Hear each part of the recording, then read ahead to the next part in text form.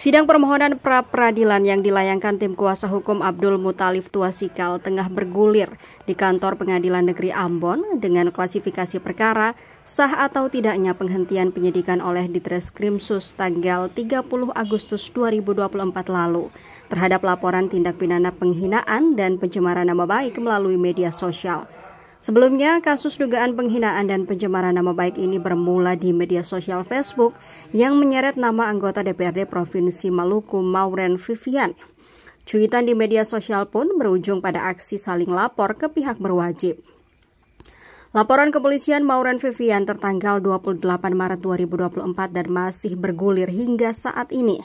Sementara laporan Abdul Muthalib Tuasikal tertanggal 26 April 2024 dihentikan penyidikannya oleh Ditreskrimsus Polda Maluku.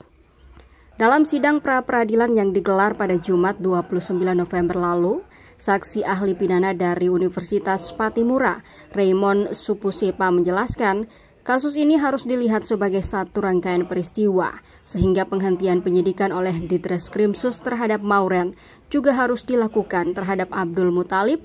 Raymond berdalih Abdul Muthalib yang kini ditersangkakan melakukan atau menyebarkan konten asli milik Mauren. Sidang akan dilanjutkan pada Senin 2 Desember 2024 dengan agenda kesimpulan.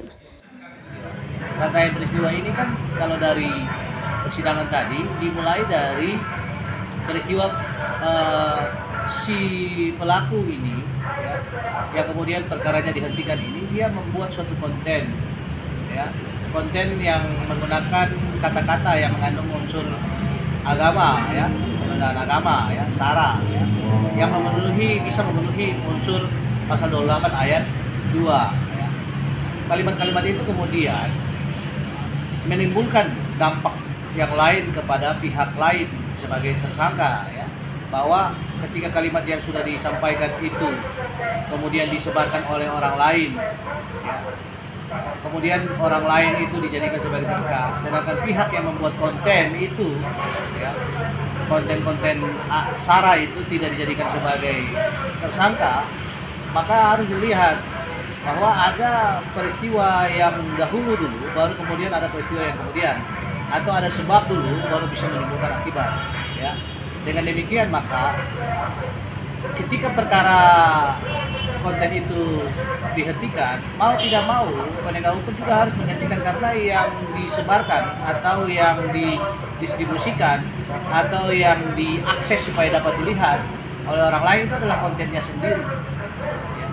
Sehingga orang lain tidak bisa kemudian dijadikan sebagai tersangka, karena peristiwa awal bahwa dia itu diduga melakukan ujaran kebencian itu tidak terbukti dalam proses pemeriksaan awal, sehingga pihak-pihak lain juga tidak bisa dijadikan sebagai tersangka. Tim Liputan Kompas TV, Ambon, Maluku.